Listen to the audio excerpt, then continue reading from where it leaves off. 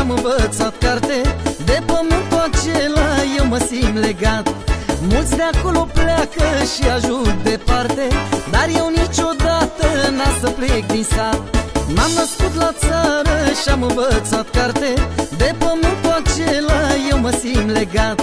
Mulți de acolo pleacă și ajung departe, dar eu niciodată n-am să plec din sat. Acolo în satul meu eu mă simt acasă, unde am copilăria și unde am crescut. E mai grea viața în sat, dar e și frumoasă, pe nimic nu aș da loc în care m-am născut.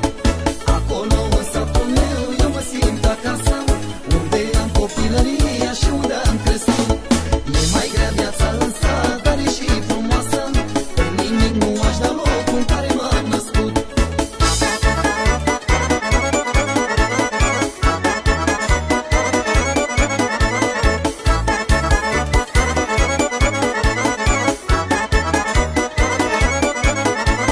Știu orice uliță, fiecare piatră, că am călcat pe ele cu picioarele.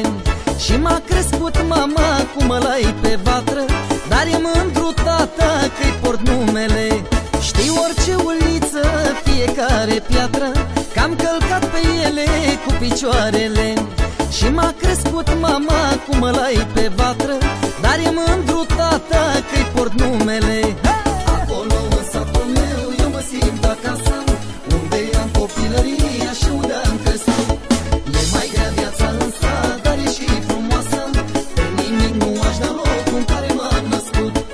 Acolo în satul meu eu mă simt acasă, unde am copilăria și unde am crescut.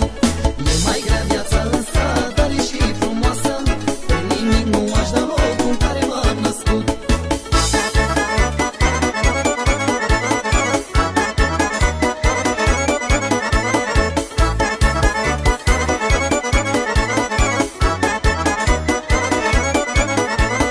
Mândru este tata că mi-a lăsat mie ce-a primit în viață de la tatăl său.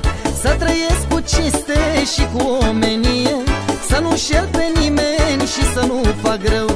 Mândru este tata că mi-a lăsat mie ce-a primit în viață de la tatăl său. Să trăiesc cu cinste și cu omenie, să nu șel pe nimeni și să nu fac rău. Acolo în satul meu eu mă simt acasă, unde am copilăria și unde am crescut. E mai grea viața în sat, dar e și frumoasă, pe nimic nu aș da loc în care m-am născut. Acolo în satul meu eu mă simt acasă, unde am copilăria și unde am crescut.